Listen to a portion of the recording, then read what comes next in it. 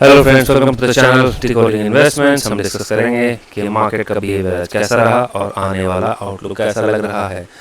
By the way, कल Nifty की expiry है, so we will have to be watchful.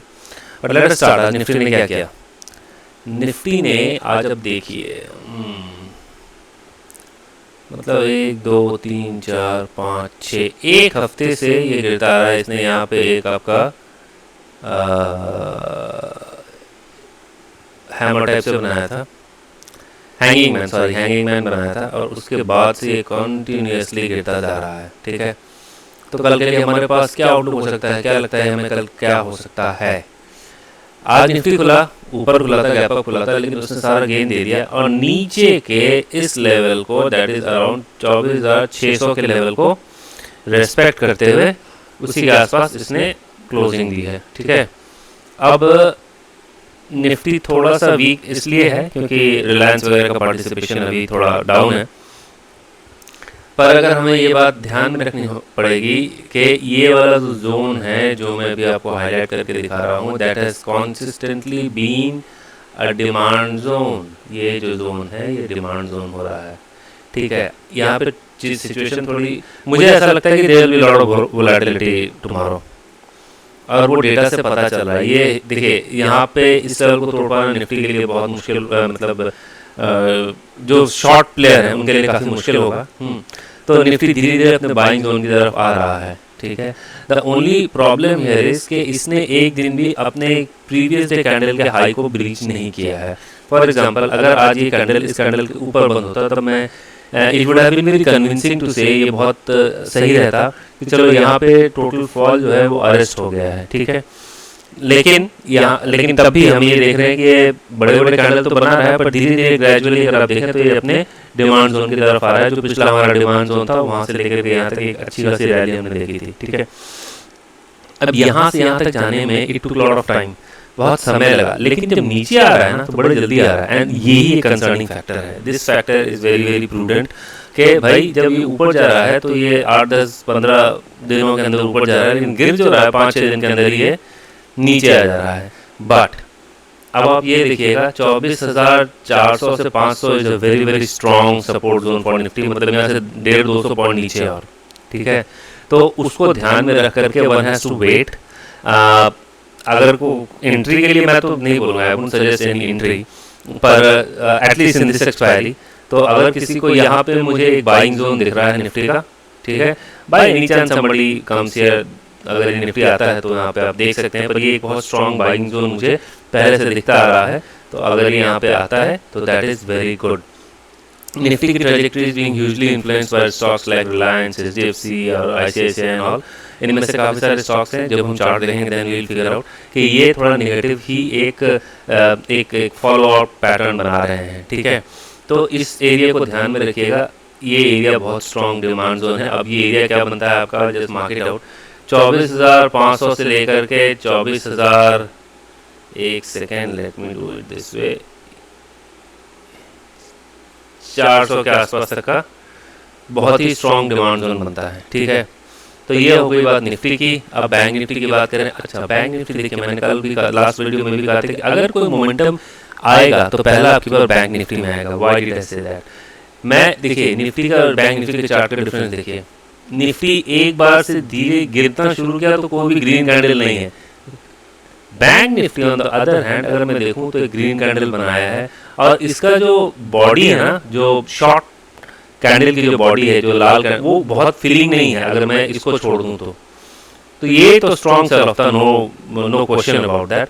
पर यहाँ पे अगर हम देखें ना तो ये कैंडल बहुत बड़ी बड़ी कैंडल नहीं बन रही है। ठीक है, और आज की कैंडल भी ये परफेक्ट क्लासिक डोजी है। डोजी मतलब इनडिसीजन, ना ऊपर जाना है ना नीचे जाना है, ये मुझे पता नहीं चल रहा है। लेकिन निफ्टी के केस में there was a clear cut नीचे वाला पैटर्न था। ठीक है, तो मुझे ऐसा है कि कल वोलेटिलिटी बहुत ज़्यादा रहेगी, और अगर निफ्टी को कोई ऊपर लेके जा सकता है तो अभी बैंक निफ्टी ही लेके जा सकता है।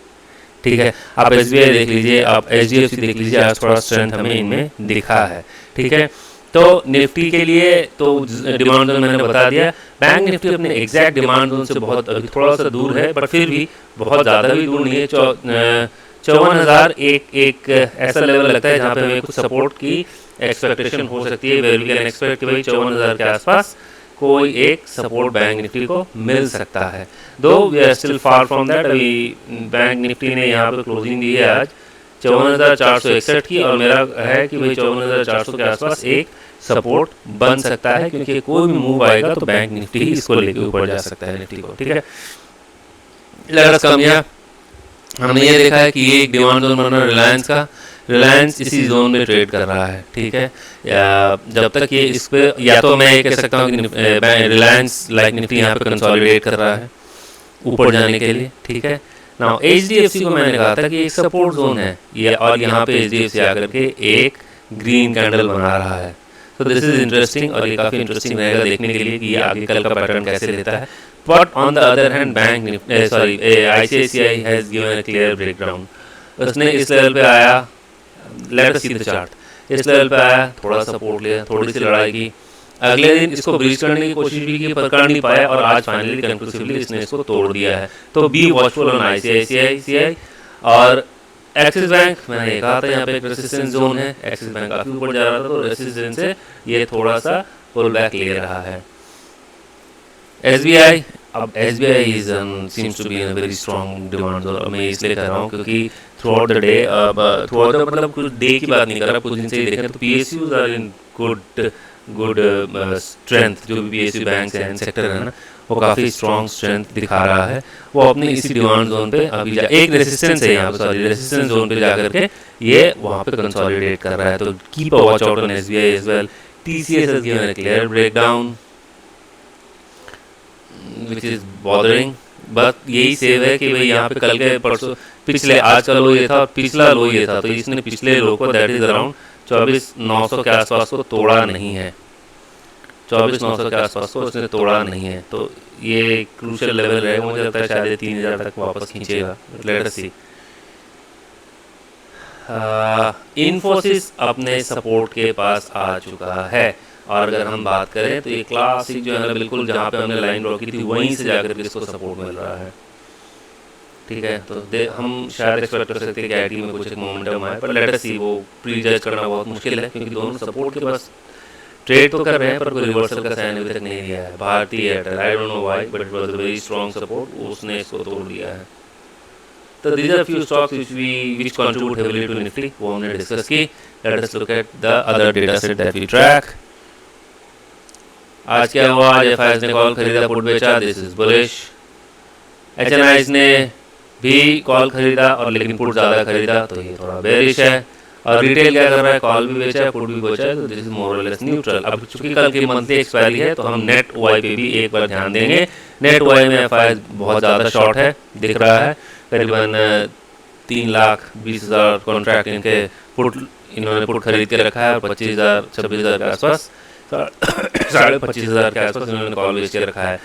एचएनआईज वगैरह ने क्या किया है? एचएनआईज की पुट काफ़ी ज़्यादा लॉन्ग है, और उसका आधा कॉल लॉन्ग है, कॉल खरीद के रखा है, ठीक है। तो ये भी नेगेटिव हो गया। और on the other hand retail ने ह्यूज क्वांटिटी पुट बेच के रखी है, और कॉल भी बेच के रखी है। पुट की क्वांटिटी काफ़ी ज़्यादा है, तो मैं ये बोलूँगा कि it is out and out positive. इसका हो क्या सकता है, मैं लास्ट में डिस्कस करेंगे।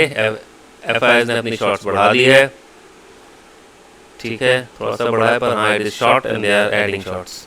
डीआईज ने अपने लॉन्ग्स को थोड़ा कवर किया है, एचएनआईज ने अपने शॉर्ट्स को कवर किया है, ये देखिए they have covered their shorts, this is good sign. But then यहाँ बात यही है कि एक्सपायरी है कल, तो शॉर्ट तो थे ही वो, पर हाँ शॉर्ट थोड़ा कम किया है, नेगेटिव में ही यहाँ भी। Retail on the other hand उन्होंने भी अपने थोड़ा सा लॉन्ग्स को ट्रिम किया है, ठीक है, this is good enough.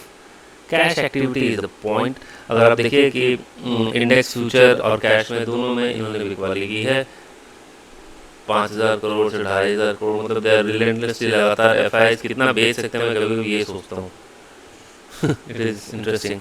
Index की बात करें तो निफ्टी में इन्होंने करीबन 750 करोड़ का शॉर्ट किया है, बैंक निफ्टी थोड़ा पॉजिटिव है, और 57-58 करोड़ का इन्होंने बाई किया है। मिड कैप निफ्टी में अराउंड 145 करोड़ का इन्होंने बाई किया है, ठीक है। निफ्टी इसीलिए निफ्टी आज आपको लाल दिखेगा। बैंक निफ्टी आज आपको इंडिसीजन मतलब थोड़ा सा माइल्डली ग्रीन दिखेगा, ठीक है। कैश में हमने बोल दिया कि 2800 करोड़ का आज बात इन्होंने एफआईआई ने कैश में बेचा है, विच इज़ वेरी वेरी, मतलब मैं क्या बोलूँ। लेकिन एक बात है, आप देखिए एफआईआई अभी तक जितना बेचे हैं ना उसके हिसाब से निफ्टी को करीबन 20% 25% गिर जाना चाहिए था। मैं सच बता रहा हूँ, 15% तो गिरना ही था फॉर एनी केस। पर ये जो DII और आपके म्यूचुअल फंड वगैरह हैं कॉन्टिन्यूसली बाय करते जा रहे हैं, खरीदते जा रहे हैं, तो एक लिमिटेड डाउनसाइड हमें अभी निफ्टी का बन रहा है।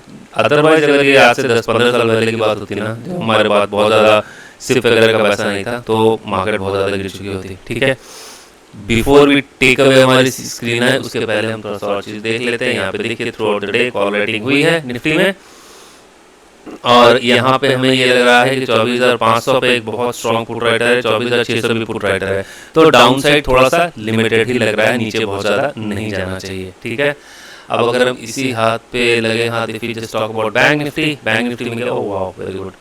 आप देखिए 54,000 में बहुत तगड़ा पुट राइटर खड़ा है, तो वो मतलब लगता नहीं कि इसको आसानी से जाने देगा।